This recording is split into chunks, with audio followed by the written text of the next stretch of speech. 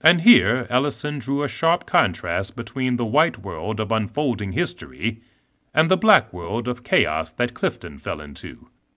If there was inauthenticity for blacks inside the white world, it did not follow that there was authenticity inside the black world.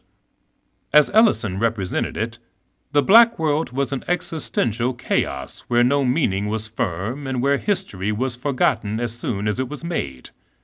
There was nothing solid upon which to build an authentic self. When Clifton fell out of white history, he did not find his true self. He fell to pieces.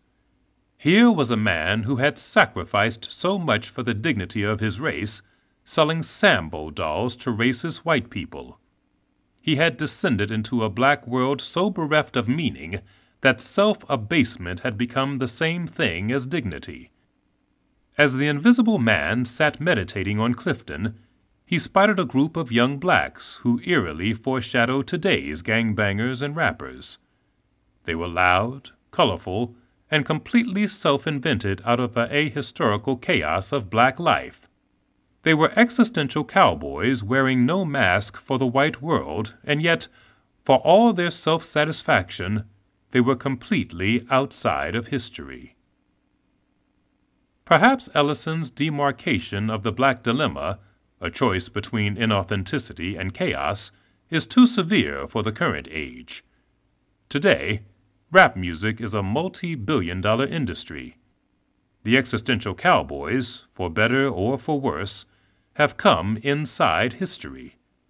Today, there is a large black middle class that goes to work each day in every imaginable American institution, and many of its members would be appalled to think that they wear a racial mask, or that they enter and leave history as if through a turnstile.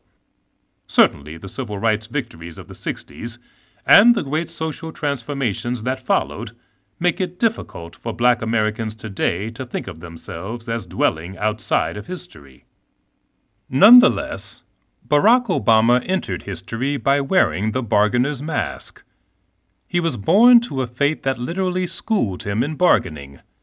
It was not a hard-earned and carefully evolved individuality that won him entree into the national imagination. It was the matching of his racial persona with a hunger for racial innocence in white America.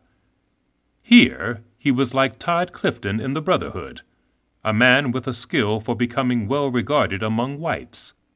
And this skill, this facility, has already taken Obama far.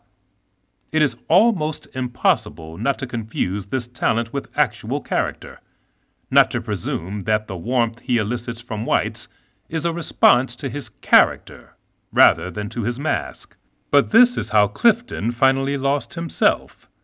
He had entered history, but he wasn't anybody. He had success, but no self.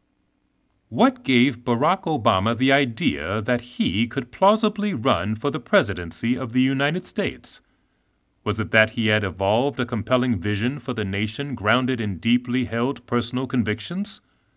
Or was it that he had simply become aware of his power to enthrall whites?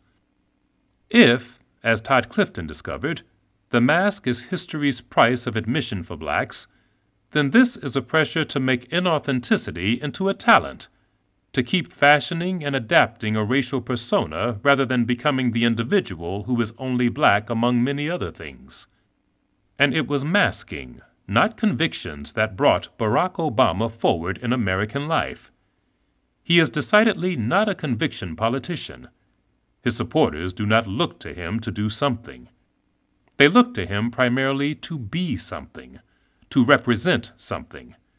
He is a bound man because he cannot be two opposing worldviews at the same time. He cannot grant whites their racial innocence and simultaneously withhold it from them. Barack Obama emerged into a political culture that needed him more as an icon than as a man. He has gone far because the need is great. But this easy appeal has also been his downfall. It is a seduction away from character and conviction. In the Brotherhood, Todd Clifton thought he never had to discover what he truly believed. He never considered his true self to be relevant. When he finally lurches away from this falseness, there is no self to guide him toward a meaningful life. Probably the greatest debilitation in Black American life is that our history of masking, once so necessary to our survival, has caused us to overvalue the manipulation of white people and to undervalue the evolution of our individual selves. The challenge for Barack Obama is the same as it is for all free people: to achieve visibility as an individual, to in fact become an individual rather than a racial cipher. Today, he is in the same peril of falling out of history as the fictional Todd Clifton was 60 years ago. Unless we get to know who he is, what beliefs he would risk his life for, he could become a cautionary tale in his own right, an iconic figure who neglected to become himself. This concludes A Bound Man. Please visit our website, www.tantor.com, for more information on our growing library of unabridged audiobooks and to take advantage of special offers. Or call toll-free 877